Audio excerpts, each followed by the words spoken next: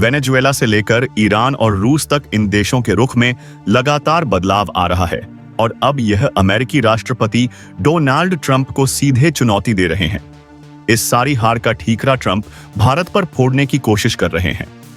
उन्होंने भारत पर 500% टैरिफ लगाने की धमकी दी है और इसका प्रभाव सिर्फ भारत पर नहीं बल्कि दुनिया 2023 तक के 32 अन्य देशों पर भी साफ नजर आ रहा है। रहाई को तनाव समय है। ट्रंप का भारत के प्रति बदलता व्यवहार और बढ़ती सख्ती भारत की अर्थव्यवस्था से लेकर विदेश नीति तक सब कुछ प्रभावित कर रही है।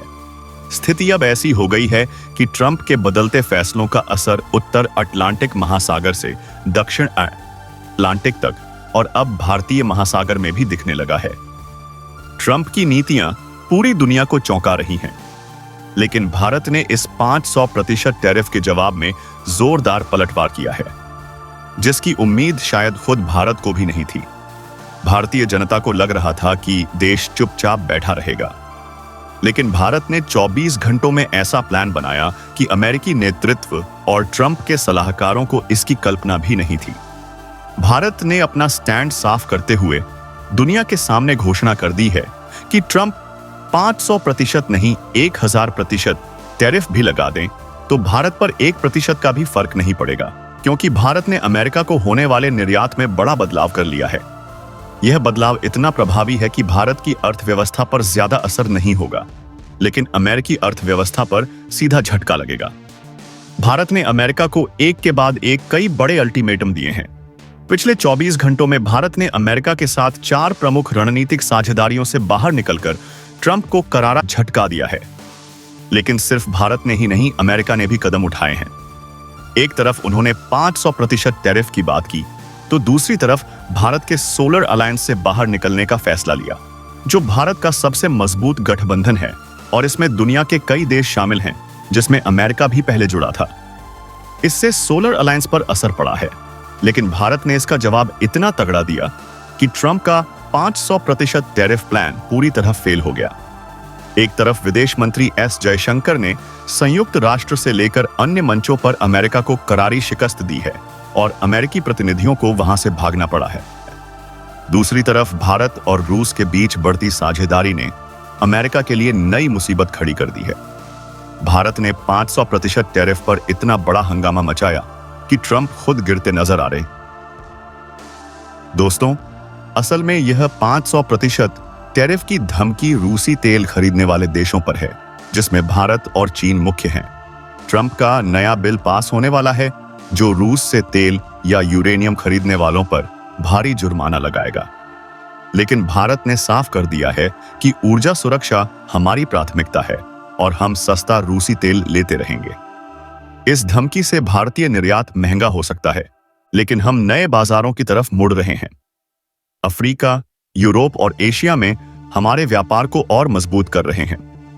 ट्रंप की यह नीति खुद अमेरिका को नुकसान पहुंचा रही है, क्योंकि भारतीय सामान जैसे दवाइयां, टेक्सटाइल और मसाले अमेरिकी बाजार में सस्ते और जरूरी हैं। अगर सप्लाई रुकी तो अमेरिका में महंगाई बढ़ेगी और आम अमेरिकी नागरिक प्रभावित होंगे। भारत आत्मनिर्भर बन रहा है और इस दबाव से हम और मजबूत होकर उभरेंगे। आखिर क्या है पूरी कहानी? क्या है लेटेस्ट अपडेट्स?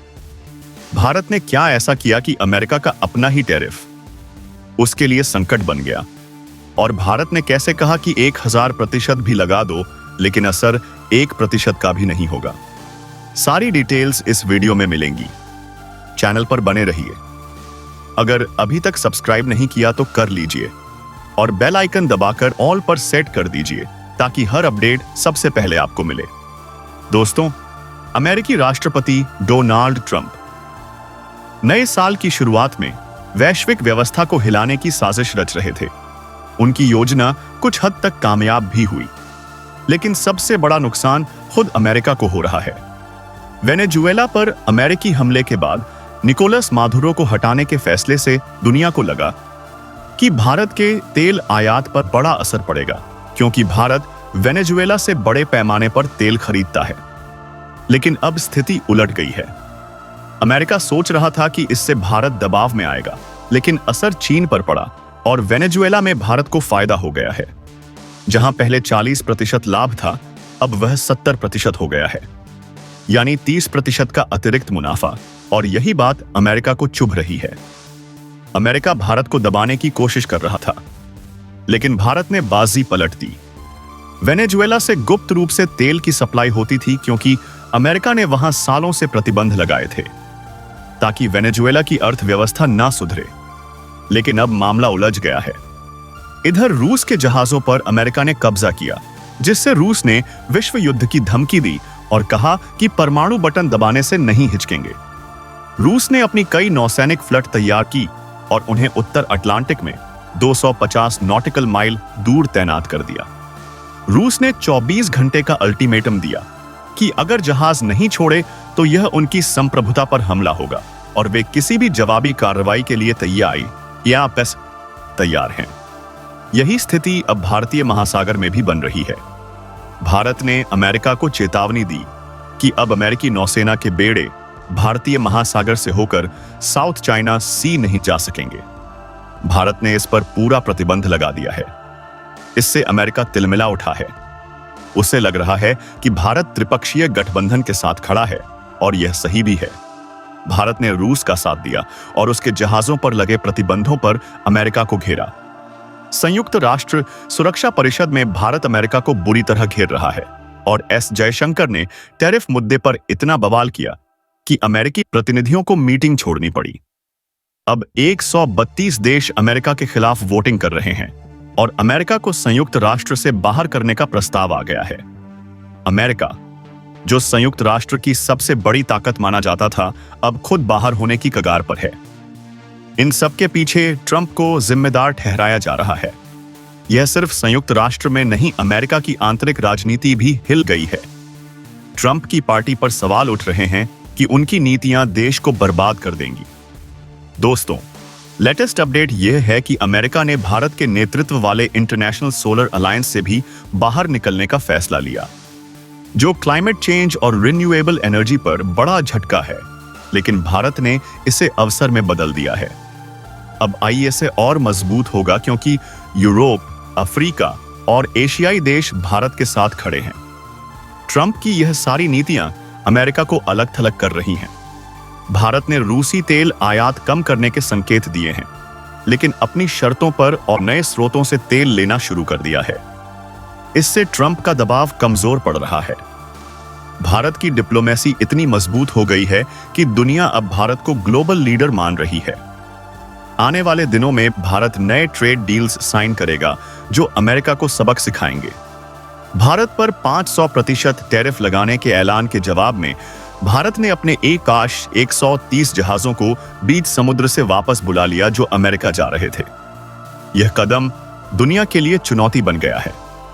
भारत ने कहा कि अब कोई निर्यात नहीं होगा, चाहे सामान खराब हो जाए, लेकिन अमेरिका को कुछ नहीं मिलेगा।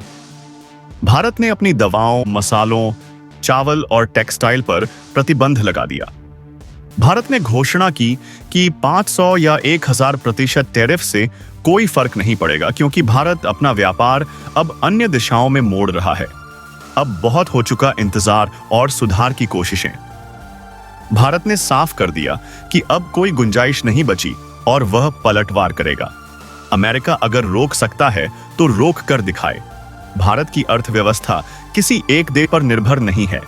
भारत कभी किसी एक बाजार पर हावी नहीं होने देता। अमेरिका को भारत का सिर्फ 15% निर्यात जाता था। बाकी 85% यूरोपीय संघ, रूस, ऑस्ट्रेलिया, जापान, न्यूजीलैंड, अफ्रीकी देशों और पड़ोसी मुल्कों में बंटा है। अगर भारत यह 15% भी मोड़ दे तो अमेरिका पर क्या असर पड़ेगा? अमेरिका भारत के साथ व्यापार घाटे में है, यानी भारत जितना बेचता है, अमेरिका उसका आधा भी नहीं बेचता। अगर भारत अमेरिकी सामानों पर प्रतिबंध लगाए तो भारत को कोई बड़ी समस्या नहीं, क्योंकि वह खुद आत्मनिर्भर है। लेकिन अमेरिका, जो भारत से 70% आयात करता है, अगर सप्लाई रुक गई तो वहां क्या होगा? अमेरिका सोच रहा था कि भारत बासमती चावल की डंपिंग कर रहा है, लेकिन भारत ने दिखा दिया कि असली सप्लाई क्या है।